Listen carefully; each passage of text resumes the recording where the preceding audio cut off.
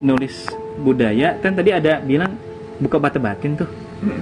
Itu mitosnya Itu bukan gimana? mitos sih, dia orang pintar. Kalau bagi orang yang nggak bisa lihat sesuatu itu, kita bisa dibuka. Jadi kita menyaksikan. Iya, kita menyaksikan. Bahkan bisa Itu di masuk Bengalon? ke dalam. Iya, di Bengalon. Itu ada tokohnya di situ.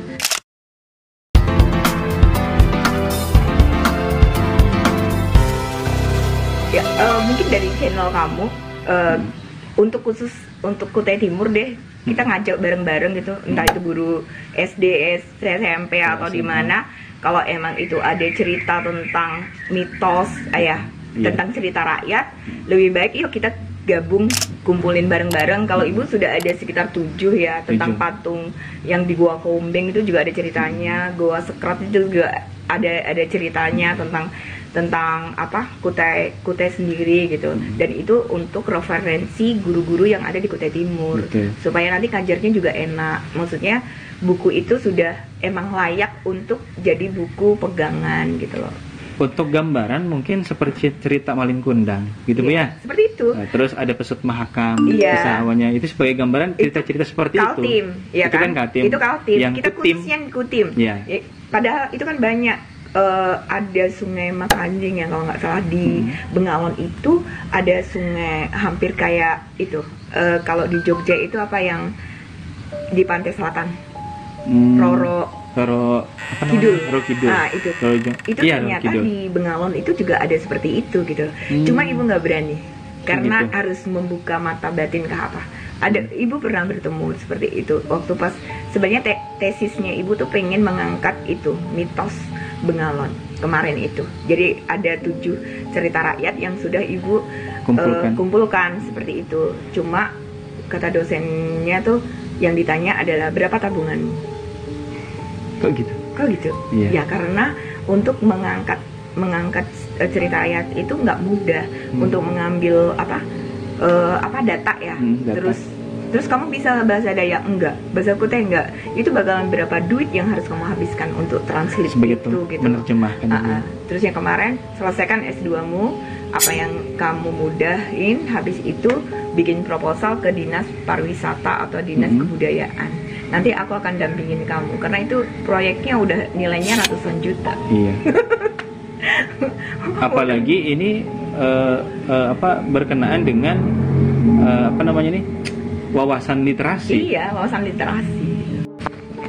Berkenaan dengan tadi itu nulis budaya kan tadi ada bilang buka bata batin tuh. Itu mitosnya Itu bukan gimana? mitos sih, dia orang pintar. Kalau bagi orang yang nggak bisa lihat sesuatu itu, kita bisa dibuka. Jadi kita menyaksikan. Iya, kita menyaksikan. Bahkan bisa Itu di masuk Bengalon? ke dalam. Iya, di Bengalon. Itu ada tokohnya di situ. Cuma ibu nggak berani. Siapa tahunya mungkin di teman-teman sekalian yang bisa bantu hal ini. Maksud dalam tadi kutip bantu bukan buka bata batin ya. Buka dalam artian bisa menelusuri dan membantu. Jadi menjadi sebuah proyek bersama. Kalau nggak salah, ternyata kerajaan yang ada di Bengalon itu lebih tua daripada yang ada di Tenggarong. Baru tahu Kan kan? kalau di Tenggarong Yupa Baru tahu kan? pastinya. Iya, saya baru tahu. Di situ juga ada makamnya. Jadi kalau pamannya kita mau ngangkat tentang Bengalon, itu sebenarnya sejarahnya itu jadi dulu itu malaknya di Bengalon dulu. Terus kayak aduh ibu lupa ya karena sudah lama sekali itu. Jadi Anyus kah yang untuk Gua Sekrat itu kenapa kok dibilang Gua Sekrat itu terus ada yang karena dia itu melanggar terus dia dilempar. Jadi di tebing itu ada kayak dilempar seperti itu gitu. Kisahnya Bu ya? Kisahnya seperti itu. Dan kita baru tahu. Aku juga kok gitu ya. Aku jadi waktu pas ngambil data pertama sih acak ke Bengalon sih ibu. Kalau ibu mau saya bukakan. Nanti kita lihat yang ada di bawah. Cuma ibu nggak berani. Alhamdulillah sampai sekarang ibu nggak pernah lihat yang aneh-aneh gitu loh. Maksudnya untuk hal-hal kayak gitu. Ya nanti kalau bisa balik, kalau enggak gimana? Ya kalau bisa sih yang menulis itu benar-benar keturunannya sih kalau bisa. Lebih baik yang emang orang Dayak beneran gitu. Makanya ibu kalau umpamanya jalan-jalan di pelosok itu khususnya untuk anak-anak Dayak gitu tuh, ayo dong ngajak kemarin itu cobain kuling ya, kuling itu nama perempuan Dayak. Itu ibu sempat nulis tapi hanya sebuah kayak 3 lembaran aja. Bagaimana dia belajar nari sama neneknya, seperti itu. Yang bacaan-bacaan ringan gitu loh, yang kira-kira nanti bisa menjadi referensi teman-teman ngajar gitu loh. Karena memang budaya kita di Kalimantan khususnya belum betul-betul terekspos banyak, nggak kita. Padahal mungkin, itu kita butuhkan loh, Jun. Iya, sangat kita butuhkan. Sebagai guru bahasa Indonesia khususnya, iya. itu kita butuhkan. Nah, terus untuk ini Bu, genre buku yang Ibu baca? Iya, lebih banyak novel sih kalau novel, Ibu. Ya? Novel. Terus kalau misalnya novel horor nih, pernah baca? Ada keinginan? Ibu nggak ini. Nggak begitu. Serem. Ibu nggak mau. Karena memang gini, kebanyakan kalau sekarang sih kebanyakan orang memang lebih suka ke itu. Di YouTube juga kayak gitu. Yang hantu-hantu kayak gitu, yang mistis. Apa memang musimnya atau gimana? Di zamannya Ibu lah. Itu stylenya dari dulu sebenarnya ada sih ya. Cuma Ibu memang nggak suka dengan hal yang kayak gitu loh. Lebih kepada aktualisasi yang betul-betul nyata. Yang rasional. Kalau pemainnya liatin YouTube untuk sebuah pendakian ya yang rasional aja. Kalau yang udah yang serem-serem kayak gitu ya nanti takut kebawa gitu loh. Takut kebawa kayak gitu. Nah, ini kan udah lumayan panjang lebar nih kita nge-record. Jadi teman-teman sekalian, sebenarnya ini nggak ada schedule untuk bertemu lalu podcast. Kebetulan saya ke Sangatta dan langsung menghubungi Ibu.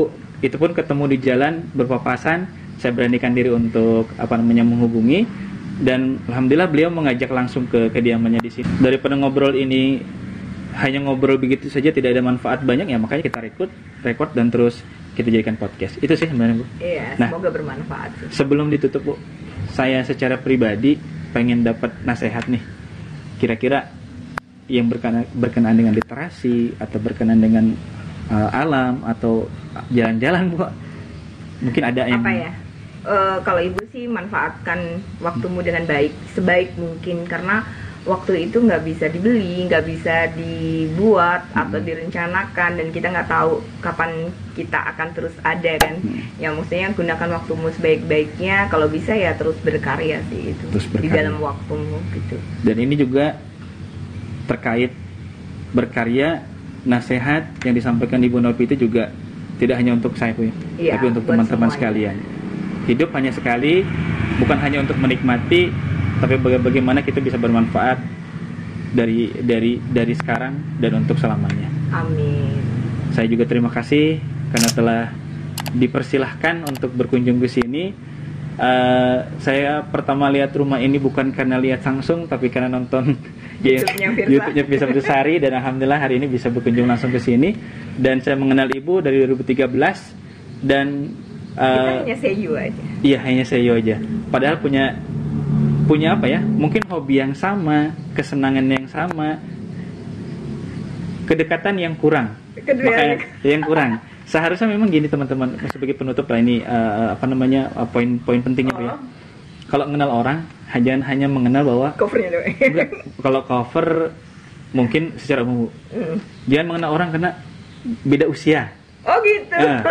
Kan kebanyakan orang anak muda sekarang gini Bu, orang tua ngapain kita deket, paling bahasanya nasihat atau enggak ceramahin aja. Padahal nggak semua orang yang di atas kita usianya demikian. Kalau mau lebih seru, coba deh berkunjung ke sini. Nanti tak tuliskan di sini alamatnya, terus kumpul di Akar Pakis. Yang mau nulis bisa, mau traveling terus gabung backpacker Bu ya? Iya boleh. Backpacker juga di sini ada komunitasnya. Trip bareng juga boleh. Apapun itu boleh selama bisa bermanfaat untuk yang lain. Oke. Saya Jerry Muhammad. Novita Rahayu. Terima kasih atas perhatiannya. Assalamualaikum warahmatullahi wabarakatuh. Waalaikumsalam.